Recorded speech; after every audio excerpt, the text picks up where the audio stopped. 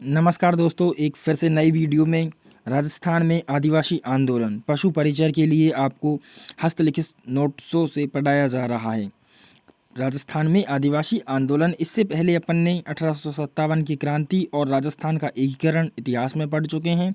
लोक नृत्य और लोकगीत और संगीत घराने अपन कला संस्कृति में पढ़ चुके हैं। इनकी प्लेलिस्ट बनी हुई है चैनल पर, आप वहाँ जाकर देख सकते हैं।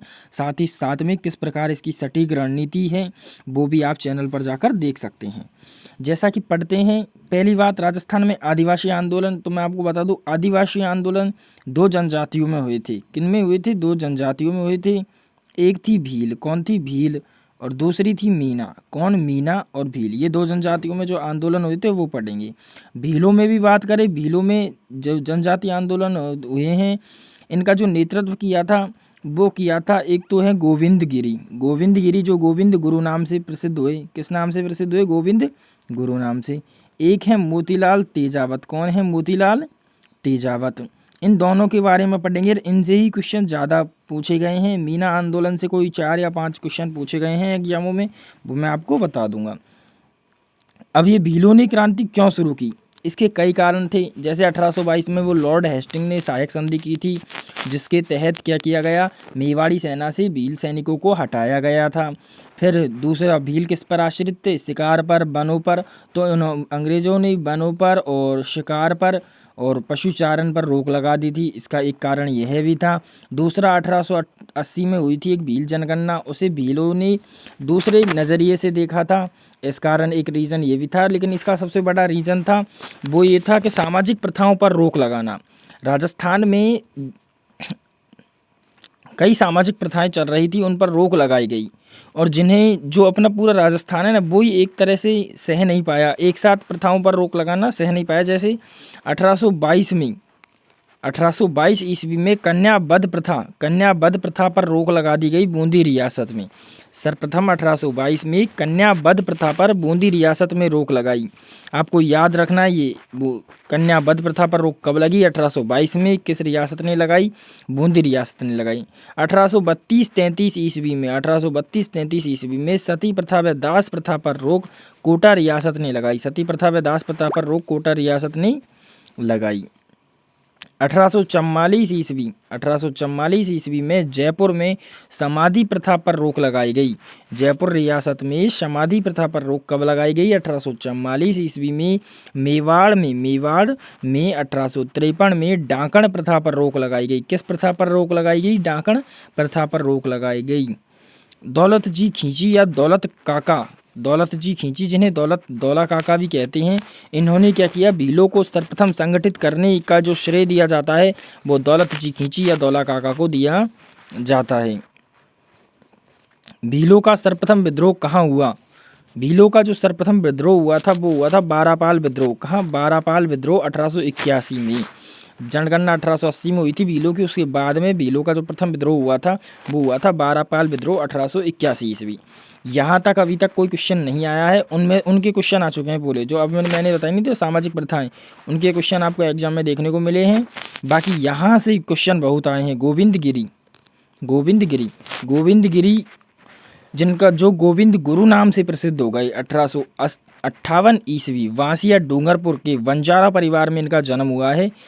याद रखना है आपको, क्योंकि ये दोनों ही क्वेश्चन पूछे गए हैं। गोविंद गिरी किस परिवार से संबंधित हैं? बंजारा से।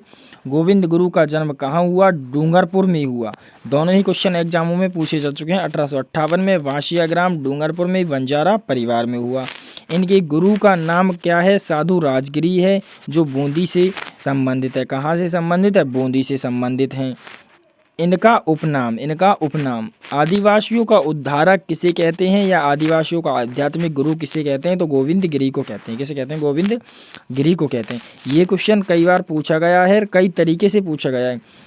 गोविंद गिरी ने 1883 ईस्वी में संप सभा की स्थापना की। संप सभा की स्थापना किसने की? गोविंद गुरु ने। कब की? 1883 ईस्वी में। फिर अब संप सभा की स्थापना हो गई नहीं, तो 1903 ईस्वी में। 1903 ईस्वी में संप सभा का प्रथम अधिवेशन हुआ 1903 में। संघ सभा का जो अधिवेशन हुआ था वो प्रथम अधिवेशन हुआ था और अश्विन पूर्णिमा के दिन हुआ था। कब हुआ था? अश्विन पूर्णिमा के दिन। इस 1903 के बाद 1904, 5, 6, 7, 8, 9, 10, 11, 12 तक लगातार प्रतिवर्ष अधिवेशन होता था अश्विन पूर्णिमा के दिन। कब होता था? अश्विन पूर्णिमा के दिन। और कहाँ होता था? मानगढ़ धाम, जो बांसवाड़ा में पड़ता है ना, मानगढ़ धाम, वहाँ होता था अधिवेशन इसका। तो 1911 में, फिर 1911 में गोविंद गिरी ने भगत पंथ की स्थापना भी की थी। आपको ये बात याद रखनी है, 1911 में गोविंद गिरी ने भगत पंथ की स्थापना की थी। अब पढ़ते मानगढ़ हत्याकांड। क्या पढ़ते? मानगढ़ हत्याकांड। यहाँ से क्वेश्चन कई बार पूछा गया है। 1913 में, 1913 की बात है, 1913 में 17 नवंबर 1913 को मानगढ़ में वही अपना अधिवेशन चल रहा था। किसका? संघ सभा का, जिस पर 104 वेलेजली राइफल, जाट रेजिमेंट और राजपूत रेजिमेंट और मेवाल भील कोर ने गोलीबारी की। 104 Wellesley rifle, Jat regiment, Rajput regiment, Mewar Bhil corps, ये सैनिक टुकड़ियां हैं। इन्होंने गोलीबारी की जिसमें 1200 से अधिक लोग यानी कि भील शहीद हो गई। इसे राजस्थान का प्रथम जलियांवाला बाग हत्याकांड कहते हैं। क्या कहते हैं? राजस्थान का प्रथम जलियांवाला बाग हत्याकांड कहते हैं। दूसरा जलियांवाला बाग हत्याकांड पूछे आपसे तो नीमूचाणा अलवर को कहते हैं। ये नीमूचाणा अलवर में एक किसान आंदोलन हुआ था, उसमें हुए हत्याकांड को ही क्या कहते हैं? नीमूचाणा के हत्याकांड को। राजस्थान का दूसरा जलियांवाला बाग हत्याकांड, इसे अपन किसान आंदोलन में पढ़ेंगे। मानगढ़ धाम मेला मार्गशीर्ष पूर्णिमा को लगता है। कहीं बच्चे इसमें अश्विन पूर्णिमा कर देते हैं, लेकिन नहीं, मेला तो कब लगता है? मार्गशीर्ष पूर्णिमा को लगता है। कब लगता है? मार्गशीर्ष पूर्णिमा को। 2 सितंबर 2002 को मानगढ़ धाम स्मारक का निर्माण किया गया। मानगढ़ धाम स्मारक का निर्माण कब किया गया? 2 सितंबर 2002 को। भगत आंदोलन, ये क्वेश्चन पूछा गया है। भगत आंदोलन का नेतृत्व किसने किया? तीनों ही थे ऑप्शन में, गोविंद गिरी, गोपपालिया, पुंजाधीर जी। गोविंद गिरी, गोपपालिया, पुंजाधीर जी। यहाँ पर क्या होता है फिर आगे? भगत आंदोलन का नेतृत्व हो गया। फिर एक गुजरात में एक थाना आता है सुथरामपुर थाना, उसके नेतृत्व में सुथरामपुर थाने के थानेदार की हत्या के जुर्म में गोविंद गिरी पुंजाधीर को 20 वर्ष की सज़ा सुनाई जाती है। किसकी? कितने वर्ष की? 20 वर्ष की सज़ा सुनाई जाती है। 1920 में गोविंद गिरी का निधन हो जाता है। 1920 ईस्वी में गोविंद गिरी का निधन हो जाता है। इन्होंने अपना अंतिम समय गुजरात के कम्बोड में बिताया। सुरजी भगत, सुरमा भगत, सुरजी भगत, सुरमा भगत गोविंद गुरु सहयोगी थे इनकी। क्या थे? गोविंद गुरु के सहयोगी थे। अब बात करते हैं मोतीलाल तेजावत की। क्या इनसे संबंधित क्या क्या प्रश्न पूछा गया है? मोतीलाल तेजावत से संबंधित। मोतीलाल तेजावत उदयपुर में झाडोल ठिकाने के कामदार थे। कहाँ? उदयपुर में थे और झाडोल ठिकाने के क्या थे? कामदार थे। इन्होंने ये लिख रहा हूँ महत्वपूर्ण बात, ये क्वेश्चन पूछा गया है। झाडोल ठिकाने के कामदार थे, लेकिन इन्होंने भीलों में जन जागृति लाने के लिए अपने पद से इस्तीफा दे दिया। क्या दे दिया? अपने पद से इस्तीफा दे दिया। इनका जन्म 1886 ईस्वी कोलियारी गांव उदयपुर में ओसवालों के जैन परिवार में हुआ। 1886 में कोलियारी में उदयपुर में ओसवाल के जैन परिवार में हुआ। भगत आंदोलन पुस्तक के लेखक कौन है? वी.के. वशिष्ठ। क्वेश्चन एग्जाम में पूछा गया है ये। भगत आंदोलन के लेखक वी.के. वशिष्ठ हैं। कौन है? वी.के. वशिष्ठ। मोतीलाल तेजावत का उपनाम पूछा गया है। दोनों ही उपनाम एग्जाम पूछे गए हैं। बाबूजी किसे कहते हैं? मोतीलाल तेजावत को। और आदिवासियों का मसीहा, मोतीलाल तेजावत को आदिवासियों का मसीहा, जबकि गोविंद गुरु को आदिवासियों का उद्धारक या आध्यात्मिक गुरु कहते हैं। मेवाड़ पुकार क्या है? ये क्वेश्चन एग्जाम में आ गया है। मेवाड़ पुकार क्या है? मोतीलाल तेजावत ने राणा फतेह सिंह को 33 सूत्री मांग पत्र भेजा। क्या भेजा? 33 सूत्री मांग पत्र भेजा, जिसे ही मेवाड़ पुकार कहते हैं। इन्होंने एक नारा भी दिया था, वो नारा भी पूछा जाता है, ना हाकिम ना हुकुम का नारा किसने दिया?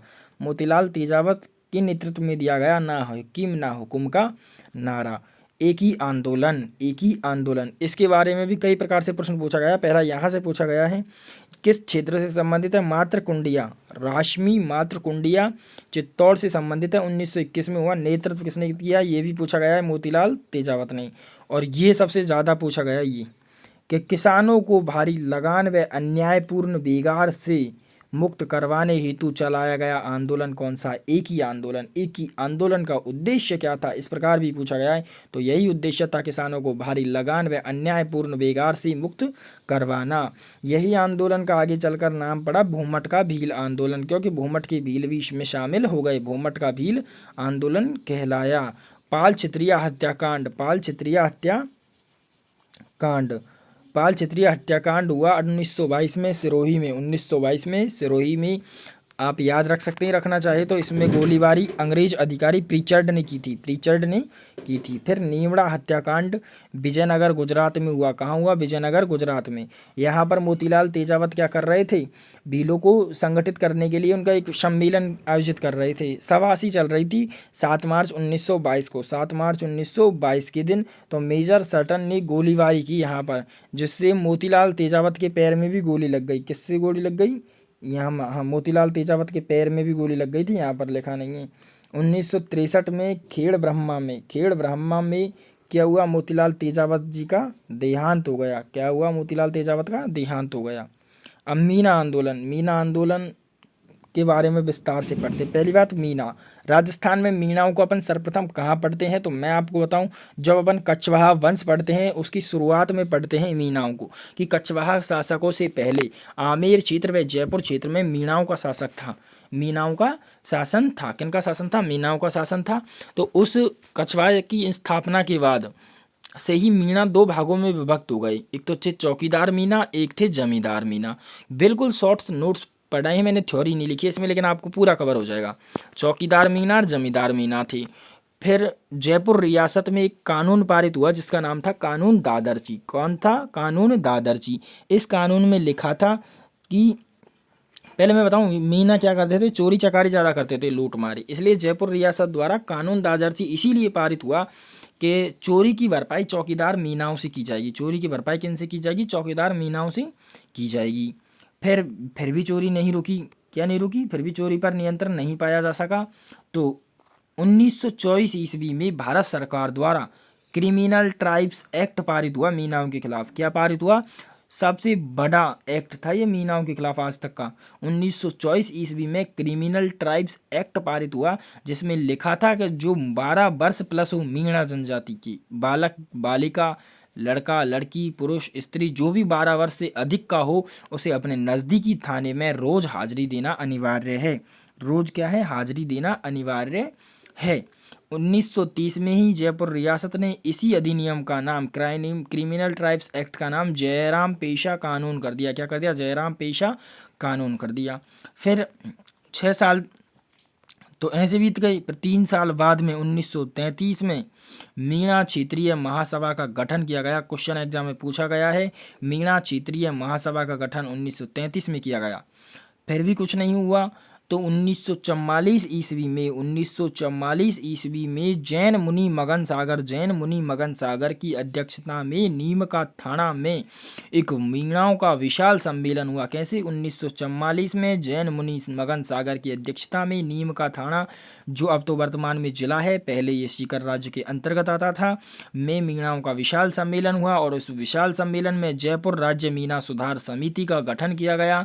जयपुर राज्य मीना सुधार समिति का गठन किया गया, जिसके अध्यक्ष हैं वंशीधर शर्मा।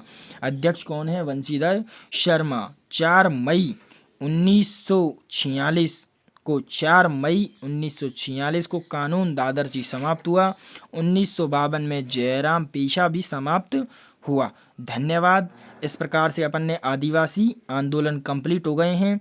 अब अपने 3 टॉपिक, जो मॉडर्न हिस्ट्री में वैसे अपन ज़्यादा से ज़्यादा 7 टॉपिक पढ़ते हैं हाईएस्ट, तो उनमें से 3 टॉपिक कवर हो गए हैं अपने। कौन कौन से? 1857, 1947 में एकीकरण हुआ था, वो 1956 तक, तो एकीकरण हो गया। एकीकरण के बाद में आदिवासी। अब अपन पढ़ेंगे प्रजामंडल, किसान आंदोलन, और कौन सा रह गया अपना? हाँ, सभ्यताएं और पढ़नी है अपन को, सभ्यताएं। फिर अपन चलाएंगे वंशों की ओर, मेवाड़, मारवाड़, कछवाहा, चौहान, और इधर अपनी कला संस्कृति रेगुलर आ ही रही है। तो आप चैनल पर केवल इन्हीं नोट्सों को लिखें, बार बार लिखें और पढ़ें। लग रहा है आपको कि 4 पेजों में कवर हो गया, लेकिन इन 4 पेजों से बाहर आपसे क्वेश्चन नहीं पूछा जाएगा। आदिवासी आंदोलनों में से पूछा जाएगा ना, तो इसलिए आप भटके नहीं और राजस्थान जीके की तैयारी जारी रखें। धन्यवाद।